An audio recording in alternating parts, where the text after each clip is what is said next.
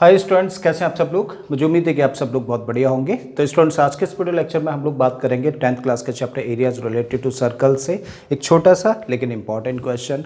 और इस क्वेश्चन को इस बार के सीबीएसई के सैम्पल पेपर में भी जगह मिली हुई है, तो इंपॉर्टेंट तो है ही। ठीक है, तो चले देख लेते हैं एक बार क्वेश्चन में दिया क्या है और हम लोगों को फाइनली करना क्या है। तो क्वेश्चन में बोला गया है, in the given figure arcs have been drawn of radius 7 cm each with vertices A, B, C and D of quadrilateral ABCD as centers. Then find the area of the shaded region. तो question में देखिए हम लोगों को यहाँ पर एक figure दे रखी है और इस फिगर में बोला गया है कि ABCD क्या है। ABCD क्वाड्रिलेटरल है। अब इस क्वाड्रिलेटरल की जो वर्टाइसेस है, क्वाड्रिलेटरल की वर्टाइसेस को सेंटर कंसीडर करके 7 सेंटीमीटर रेडियस के आर्क्स लगाए गए हैं जिनसे कि शेडेड रीजन क्रिएट हो जाता है। और हम लोगों को क्या करना है, इन शेडेड रीजन्स का एरिया फाइंड करना है। मतलब इन सारे के सारे शेडेड रीजन्स का एरिया मिला के कितना होगा, ये चीज़ हम लोगों को फाइंड करनी है।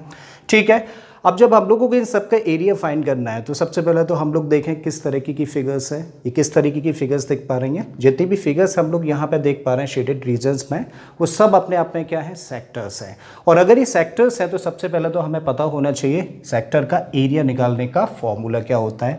तो भाई सेक्टर का एरिया निकालने का फॉर्मूला होता है θ/360 πr स्क्वायर। करेक्ट है।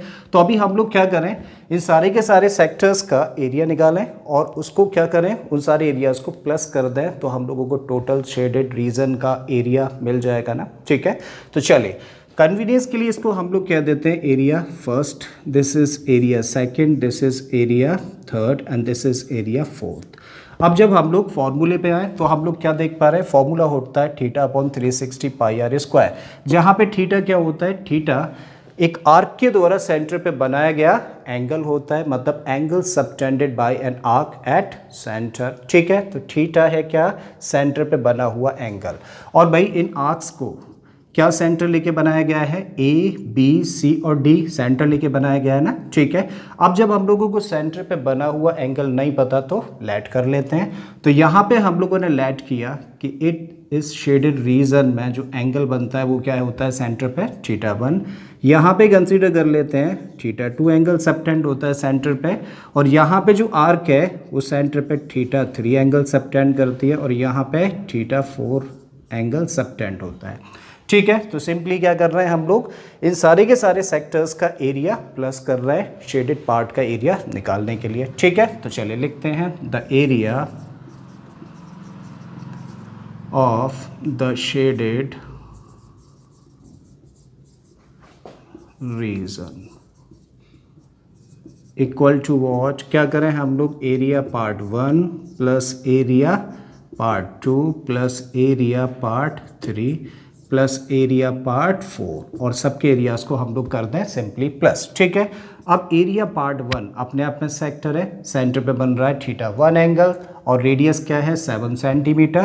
तो इसका मतलब क्या होगा, एरियाज का थीटा यानी कि θ1/360 πr स्क्वायर। क्लियर है, रेडियस सबकी सेम है तो अभी r ही लेके चल रहे हैं। अच्छा बताइए सेकंड पार्ट का एरिया क्या होगा, ये भी अपने आप में सेक्टर है तो इसका θ2 सेंटर पे बना हुआ एंगल है /360 πr स्क्वायर। और थर्ड वाले का एरिया होगा θ3/360 πr स्क्वायर।